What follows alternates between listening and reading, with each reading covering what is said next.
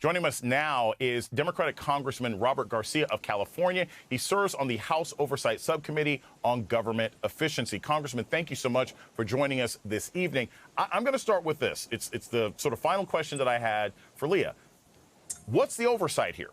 Right? I mean, Social Security information is incredibly important. It's not just Social Security numbers. It's who gets paid. It's how much they get paid. It's where they live. Who is watching the watchmen here? And is there anything that Congress can do to provide oversight while this process is happening? Yeah, well, thanks. Look, I literally right now just walked off the stage of a huge town hall that we had here back in my home district. I'm actually here backstage of this town hall. And this exact question we actually just discussed. What people want, first and foremost, is for Congress to fight like hell and to match the energy of the people on the ground. We know that right now we're actually winning some of these cases in the courts. But half the cases that we have filed in a variety of programs and a variety of different courts, we actually have won. People pushing back is also working. People are beginning now to activate, to organize, to push back in new ways, to call members of Congress, to call their leaders. That is also beginning to work. And in Congress, while we don't have the majority, there are certainly people that are pushing back and fighting hard. They're demanding answers. They're pushing back on unpopular policies. And in many of these cases, the White House is now actually retracting some of what they're doing. I mean, think about when they have tried in the past to, for example, cut some of the aid that we've been sending out to nonprofits. As it relates to Social Security, there's no mistake. They're trying to damage Social Security as we speak. But we are going to the courts. We are launching our own investigations, even if we don't have the majority.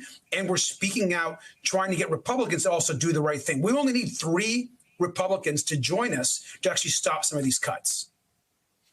Congressman, you know, one of the things that we hear a lot here at the network, the polling, is that the American people are frustrated, right? And they want the Democratic Party to be an opposition party, not just the party out of power, but opposition.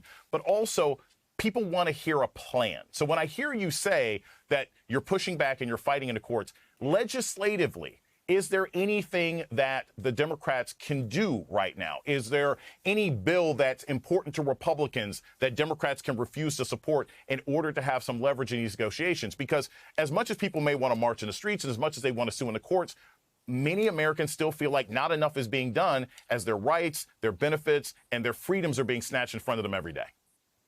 Well, look, I think 2 things. One of the reasons why many of us Democrats are pissed, especially in the House, is that we actually just had a huge opportunity in front of us just last week with this budget proposal that unfortunately the Senate could not stop. And so that was incredibly disappointing. We lost a lot of leverage that we should never have lost as Democrats and as a Congress. Moving forward, what we have in front of us right now is a massive bill that we know is going to come forward from Donald Trump that's going to have his tax plan, a tax on Medicare, a tax on Social Security, a border plan, all going to be in basically one massive bill. So absolutely, right now, Democrats are working with also some Republicans, trying to see if we can get some Republicans to oppose some of these cuts. And we're also trying to make noise to actually pressure these Republicans. Because look, on the votes, we don't have the votes. We're in the minority. We're 3 away. So we need to encourage Republicans to do the right thing. So what are we doing?